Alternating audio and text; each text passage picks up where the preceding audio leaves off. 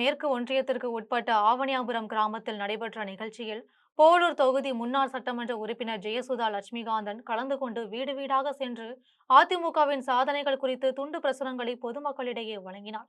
திருவண்ணாமலை மாவட்டம் போளூர் அடுத்த பெரணமல்லூர் மேற்கு ஒன்றியத்திற்கு உட்பட்ட ஆவணியாபுரம் கிராமத்தில் மத்திய மாவட்ட அம்மா பேரவை சார்பில் அதிமுக ஆட்சியில் செயல்படுத்திய மக்கள் நலத்திட்டங்கள் குறித்து துண்டு பிரசுரங்கள் வழங்கும் நிகழ்ச்சி நடைபெற்றது. நிகழ்ச்சிக்கு மத்திய மாவட்ட அம்மா பேரவை செயலாளர் பாரிபாபு தலைமை தாங்கினார்.